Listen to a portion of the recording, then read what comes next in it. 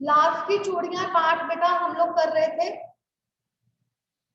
कामता नाच का लिखा हुआ पाठ है। मैंने आपसे पहले भी कहा था कि आपको कविता के कवि और पाठ के लेखक का नाम जरूर पता होना चाहिए।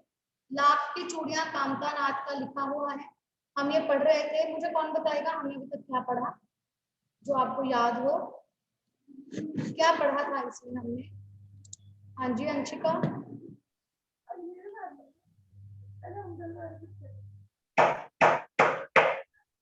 बोलिए बेटा।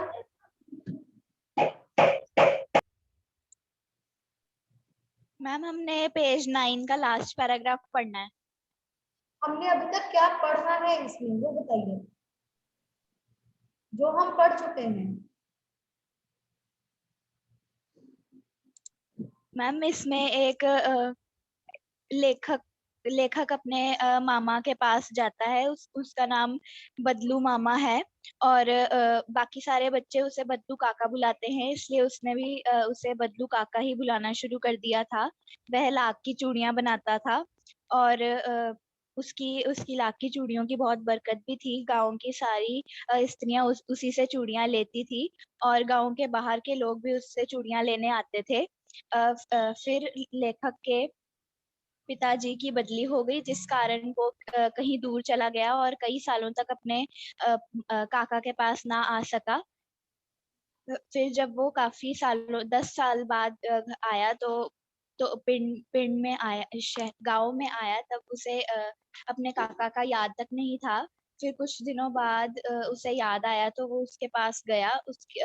वह बहुत ही बूढ़ा हो चुका था और फिर उसने उनसे बातचीत की तो उसे पता लगा कि अब लाख की चूड़ियां वो नहीं बनाता, क्योंकि अब लोगों ने कांच की चूड़ियां पहननी शुरू कर दी हैं। Morning ma'am. Good morning angel. Okay, उसके बाद हम पढ़ रहे थे कि जब उससे मिलने के लिए जाता है तो लेखक उसको देखता है और लेखक को कुछ ऐसा आभास होता है कि शायद बदलू अब किसी परेशानी में। जब उसे पहचान लेता है, उसे बैठने के लिए कहता है और उसने लेखक ने देखा कि उसे खांसी आ रही है, तो बदलू ने उसे बताया कि मुझे दमा नहीं है, बल्कि ये फसली खांसी है, यानी कि सीजनल खांसी हो रही है जो कि कुछ समय में ठीक हो जाएगी। राइट। उसके बाद हम लास्ट पैराग्राफ पढ़ रहे थे जहां से हम शुरू कर रहे हैं। मैं चुप रहा, मुझे लगा उसके अंदर कोई बहुत बड़ी व्यथा छुपी है। व्यथा का मतलब है दुख, व्यथा दुख। उसे लगा कि उसके अंदर कोई बहुत बड़ा दुख छुपा हुआ है। मैं देर तक सोचता रहा कि इस मशीन युग ने कितने हाथ काट दिए हैं। इसका क्या मतलब है? मशीन युग ने कितने हाथ काट दिए हैं, तो बताएगा मुझे। Raise your hands please. Yes Vedanti.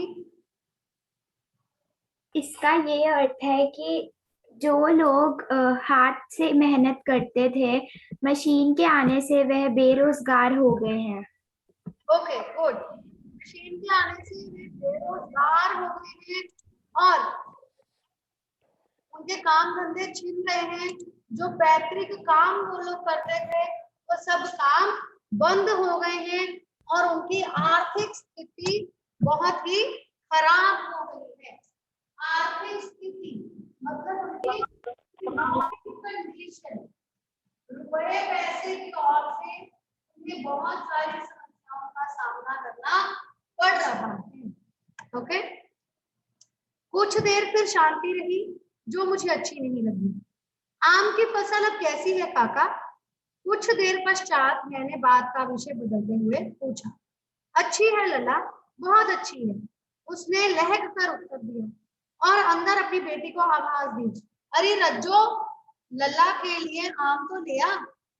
फिर मेरी और मुखातिब होकर बोला, मुखातिब होकर मतलब मेरी और मुड़कर मुझे देखते हुए बोला, माफ करना लला, तुम्हें आम खिलाना भूल गया था। नहीं नहीं काका, आम तो इस साल बहुत खाए हैं। वाह वाह, बिना आम खिलाए कैसे जाने दूंगा। मैं चुप हो गया। मुझे वे दिन याद हुए जब वह मेरे लिए मलाई बचाकर रखता था। गाय तो अच्छी है ना काका? मैंने पूछा। गाय कहाँ है लल्ला? 2 साल हुए बेच दी। कहाँ से खिलाता? अब उसके पास एक गाय थी जो कि बेच दी, 2 साल पहले उसने बेच दी। अपने ही खाने के लिए उसके पास पर्याप्त भोजन अन्न नहीं था, तो गाय को कहाँ से खिलाता, इसलिए उसने गाय को बेच दिया। इतने में रज्जू उसकी बेटी अंदर से एक डलिया में ढेर सारे आम ले आई। ये तो बहुत है काका, इतने कहाँ खा पाऊंगा? मैंने कहा। वाह वाह, वह हंस पड़ा। शहरी ठहरे ना, मैं तुम्हारी उम्र का था तो इसके चौगुने आम एक वक्त में खा जाता था। वक्त मतलब समय, वक्त में, एक वक्त में मतलब एक समय में मैं तुम इतने आमों से चौगुने आम खा जाता था। आप लोगों की बात और है, मैंने उत्तर दिया। अक्सर हम ये सुनते भी हैं कि शहरी लोगों और गांव के लोगों के खाने पीने में बहुत ही अंतर होता है, उनके खान पान में बहुत ही अंतर पाया जाता है। शहरी लोग ज्यादा जंक फूड खाते हैं और फल सब्जियां आदि ज्यादा नहीं खाते हैं, ना ही उन्हें जल्दी पच पाते हैं क्योंकि उनका रहन सहन खान पान वैसा बन जाता है। जबकि गांव के लोगों का रहन सहन और खाना पीना बिल्कुल ही अलग होता है। अच्छा बेटी, लल्ला को 4-5 आम छांट कर दो, सिंदूरी वाले देना। सिंदूरी मतलब लाल लाल बन, सिंदूरी वाले। देखो लल्ला कैसे हैं, इसी साल यह पेड़ तैयार हुआ है। रज्जो ने 4-5 आम अंजुली में लेकर मेरी ओर बढ़ा दिए। अंजुली मतलब इसे कहते हैं अंजुली। अंजुली में लेकर मेरी ओर बढ़ा दी, हो गया अंजुली। ओके, उसने 4-5 आम लेकर मेरी ओर बढ़ा दिए। आम लेने के लिए मैंने हाथ बढ़ाया तो मेरी निगाह एक क्षण के लिए उसके हाथों पर टिक गई। गोरी गोरी कलाइयों पर लाख की चूड़ियां बहुत ही फब रही थी। फब रही थी मतलब बहुत ही सुंदर लग रही थी। फबना, फबना सुंदर लगना, बहुत ही सुंदर लग रही थी। बदलू ने मेरी दृष्टि देख ली और बोल पड़ा। ये आखिरी जोड़ा बनाया था जमींदार साहब की बेटी के विवाह पर। 10 आने पैसे मुझको दे रहे थे, मैंने जोड़ा नहीं दिया, कहा शहर से ले आओ। मैंने आम ले लिए और खाकर थोड़ी देर पश्चात चला आया। मुझे प्रसन्नता हुई कि बदलू ने हार कर भी हार नहीं मानी थी। उसका व्यक्तित्व कांच की चूड़ियों जैसा ना था कि आसानी से टूट जाए। व्यक्तित्व मतलब पर्सनैलिटी। लास्ट के 2 पैराग्राफ में लेखक ने बताया है कि जब उसने रज्जो के हाथों में लाख की चूड़ियां देखी तो बद्दू को पता चल गया कि वह चूड़ियां देख रहा है और उसने उसे कहा कि ये आखिरी जोड़ा बनाया था। जमींदार साहब की बेटी की शादी थी इसलिए आखिरी जोड़ा बनाया।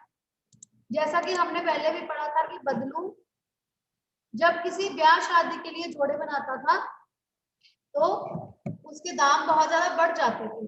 अब जमींदार साहब ने केवल 10 पैसे में उसे खरीदना चाहा तो उन्होंने मना कर दिया कि ये बदलू ने मना कर दिया कि मैं ये चूड़ियां नहीं दूंगा, आप शहर से जाकर ले, इतने कम पैसों में नहीं दूंगा। और लेखक को ऐसा लगा कि बदलू का व्यक्तित्व कांच की चूड़ियों जैसा नहीं है।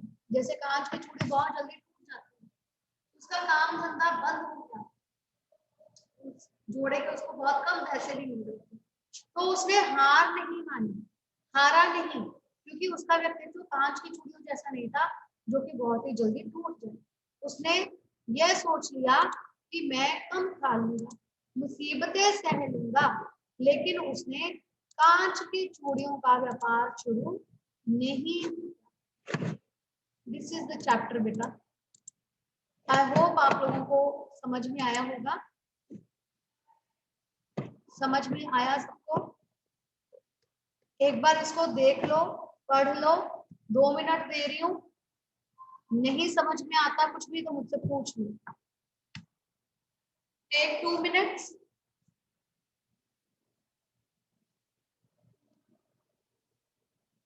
दो मिनट लेके इसको पढ़ लो और देखो, अगर नहीं समझ में आता तो मुझसे पूछ लो बेटा।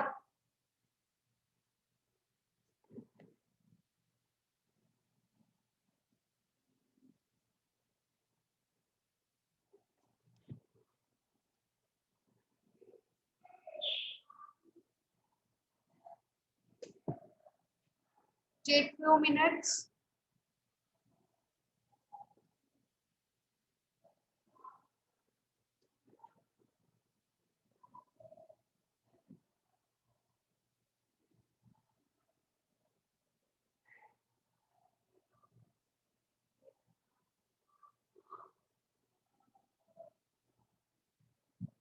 सबको क्लियर हो गया?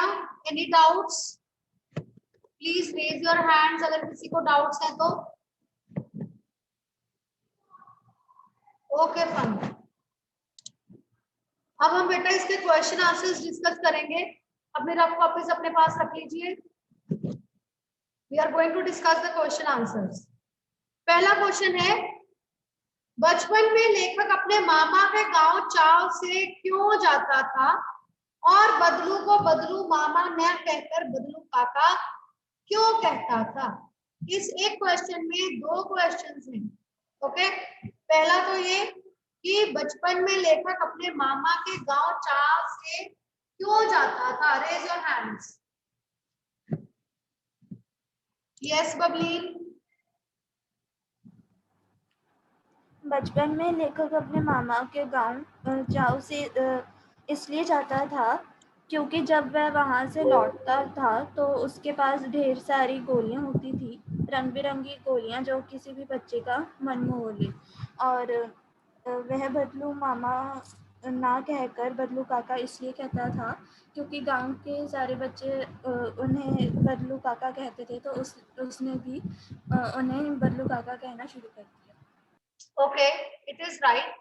जो पहले आपने बोला ना बेटा, बचपन में लेखक अपने मामा के गांव चाव से क्यों जाता था, इसको हम अगर बुक की लैंग्वेज ना लिखकर ऐसे ही लिखते कि बचपन में जब भी वह अपने मामा के गांव जाता तो वहां बदलू उसे लाख की रंग बिरंगी गोलियां बनाकर देता था जो उसे बहुत ही अच्छी लगती थी। हम अपनी वर्डिंग में लिख सकते हैं इसको। ठीक है, जब भी वह अपने मामा के गांव जाता था तो वहां बदलू उसे रंग बिरंगी गोलियां बनाकर देता था जो उसे बहुत ही अच्छी लगती थी, इसलिए वह अपने मामा के गांव चाव से जाता था। और वह बदलू को मामा ना कहकर बदलू काका इसलिए कहता था क्योंकि गांव के सभी बच्चे बदलू को बदलू काका ही कहते थे, इसलिए वह भी उसे बदलू काका ही कहने लगा। Is it clear?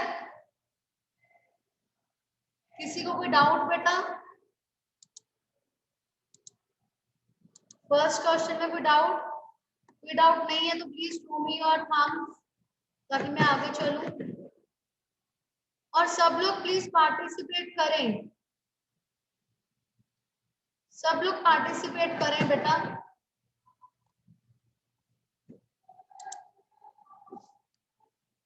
सिर्फ कनक को समझ में आया और किसी के थम्स नहीं दिखाई दे रहे मुझे, और किसी को समझ में नहीं आया।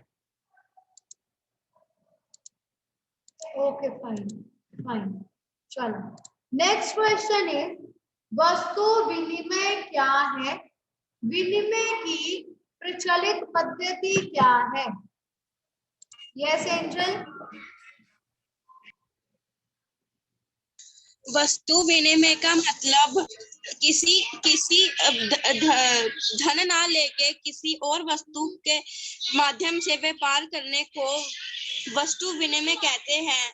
विनिमय का प्रचलित तब हुआ था जब इंसान का निर्माण हुआ था।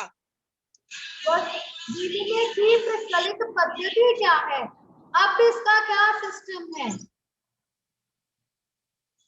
विनिमय की प्रचलित पद्धति मुद्रा है।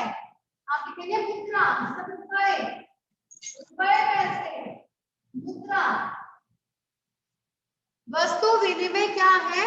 वस्तु विनिमय का अर्थ है जब किसी वस्तु के बदले में दूसरी वस्तु ली या दी जाती है, या इसको लिखेंगे जब धन ना देकर वस्तु के बदले में वस्तु ली या दी जाती है उसे वस्तु विनिमय कहते हैं, और विनिमय की प्रचलित पद्धति मुद्रा है। Clear?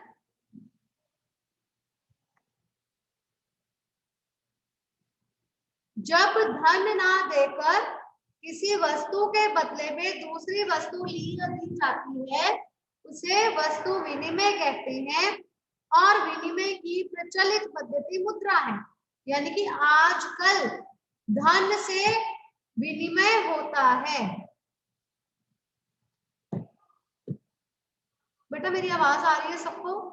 Is it clear to everybody? Kindly reply, show me your thumb अगर सबको समझ में आ गया है।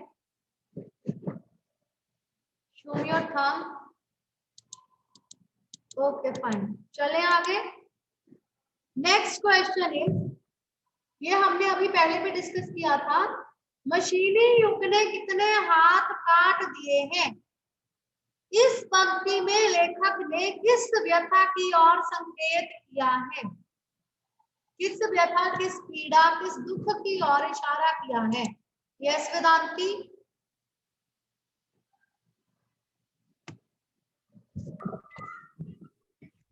मशीनी युग ने कितने हाथ काट दिए हैं, इस पंक्ति का ये अर्थ है कि मशीन के आने के कारण मशीन ने बहुत सारे लोगों को बेरोजगार कर दिया है। इस लेखक ने इसमें बदलू की व्यथा की ओर संकेत किया है। Okay, anybody else? Yes angel. मशीनी युग ने कितने हाथ काट दिए हैं, इस पंक्ति का यह अर्थ है कि मशीन के आने से कई लोग जो हाथ से चीजें बनाते थे उनका कारोबार बंद हो गया है, वह बेरोजगार हो गए हैं और उनके पास कमाई का कोई साधन नहीं है। इस पंक्ति से लेखक बदलू और उन लोगों की ओर संकेत कर रहा है जो हाथ से चीजें बनाते हैं। ओके, रिपीट कर रही हूँ, ध्यान से सुनिएगा। मशीनी युग ने कितने हाथ काट दिए हैं, इसका अर्थ यह है कि मशीनों के आने से उन लोगों का कारोबार बंद हो गया जो हाथ से काम करके रोजी रोटी कमाते थे, जो हाथ से काम करके अपनी कमाई करते थे। अब वे लोग बेरोजगार हो गए हैं, उनके पैतृक काम बंद हो गए हैं। पैतृक पर कहना है, उनके पैतृक काम बंद हो गए हैं। जिस प्रकार से बदलू जो हाथ से लाख की चूड़ियां बनाता था, मशीनों के आने से लोग कांच की चूड़ियां पहनने लगे और उसका कारोबार बंद हो गया। Is it clear? क्लियर हुआ बेटा? चले आगे। ओके, नेक्स्ट क्वेश्चन इज, बदलू के मन में ऐसी कौन सी व्यथा थी जो लेखक से छिप ना सकी? उसके मन की ऐसी कौन सी पीड़ा थी जो लेखक से छिप ना सकी? हाँ जी प्राची।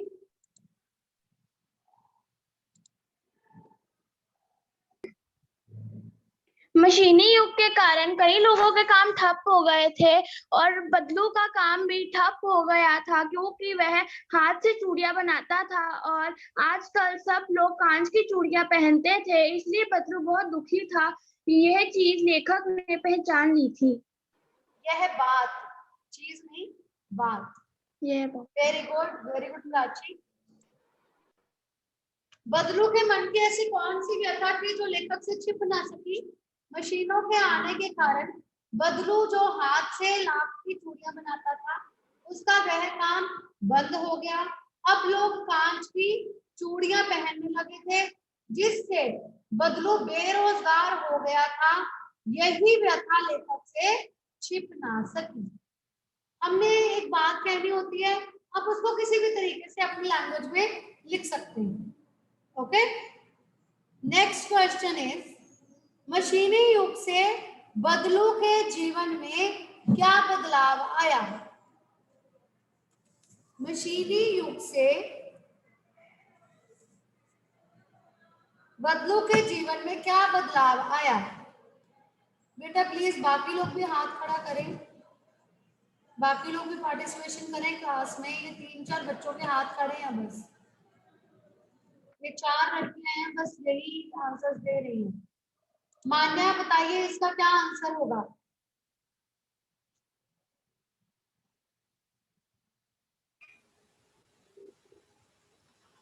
मशीनी युग से बदलू के जीवन में क्या बदलाव आया? मान्या क्या आंसर होगा बेटा इसका? आपकी आवाज नहीं आ रही। यार तेरे कपड़े आ गए तो मैं स्कूटर से मेरा जा सकते किले जाने दिल्ली से मैं हाँ ते बाकी और नूर जन करते हो ना जानने की करन जा रहे वो काट वास्ता। हाँ जी अंशिका। मशीनी युग से बदलू के जीवन में बहुत बदलाव आया था। मशीनों के आने से लोगों ने कांच की चूड़ियां पहननी शुरू कर दी थी, तो उसका लाख की चूड़ियां बनाने का कारोबार बंद हो गया। वह बेरोजगार हो गया था और उसकी आर्थिक स्थिति भी बिगड़ गई थी। गुड। यस जसलीन, आप बताइए बेटा। जसलीन बताइए इसका आंसर हम क्या लिखेंगे? मशीनी युग से बदलू के जीवन में क्या बदलाव आया? बताइए बेटा।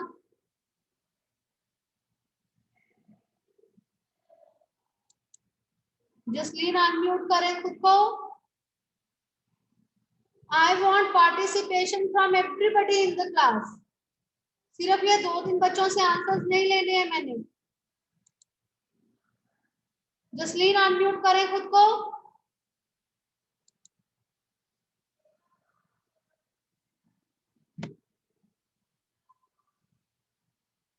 यस जयन। मशीनी युग के आने से बदलू के जीवन में बहुत से बदलाव आए। लोगों ने कांच की चूड़ियां पहनना शुरू कर दिया था, इसलिए उसका लाख की चूड़ियां बनाने का कारोबार बंद पड़ गया था और वह बेरोजगार हो गया था। उसकी आर्थिक स्थिति बिल्कुल भी ठीक नहीं थी, परंतु जब लेखक आता है तो वह उससे ये सारी बातें छिपाने की कोशिश करता है, परंतु लेखक को यह बात पता चल जाती है। बेटा हमने लेखक की बात नहीं करनी है, इसमें लेखक के बारे में नहीं है। हमें सिर्फ ये लिखना है कि मशीनी युग से बदलू का जीवन बहुत ही बदल गया। पहले वह बहुत सुखी था, अब दुखी रहने लगा था। उसका लाख की चूड़ियों का कारोबार बंद हो गया था। उसकी आर्थिक स्थिति खराब हो गई थी और अब उसका स्वास्थ्य भी ठीक नहीं रहता था। ओके, या ऐसे लिख सकते हैं, अब वह स्वस्थ भी नहीं रहा था। क्लियर? हाँ जी प्राची बोलिए बेटा। मशीनी युग के आने से बदलू के जीवन में कई बदलाव आए थे, क्योंकि लोगों ने लाख की चूड़ियां छोड़कर कांच की चूड़ियां पहनना शुरू कर दी थी। इसीलिए उसका काम बिल्कुल ठप हो गया था और वह बेरोजगार हो गया था, जिस कारण उसे अपनी गायें भी बेचनी पड़ी। Very good good. मैंने आपसे पहले भी कहा बेटा कि बात वही है, आप अपनी लैंग्वेज में भी उसको लिख सकते हैं, आंसर जो है उसी बात के आसपास होना चाहिए, लैंग्वेज कुछ भी हो सकती है। ओके, आप अपने शब्दों में उसको अच्छे से लिख सकते हैं। एक बार बेटा ये क्वेश्चंस देख लो, किसी को अगर कोई प्रॉब्लम है किसी क्वेश्चन में तो पूछ लो। 2 मिनट दे रही हूँ, क्वेश्चंस देखो, आंसर्स देखो, किसी को नहीं समझ में आया तो प्लीज आस्क अगेन।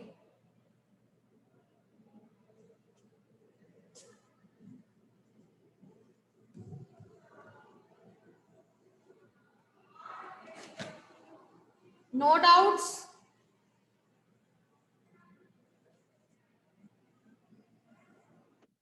कोई डाउट्स नहीं है किसी को? Everything is clear to everybody?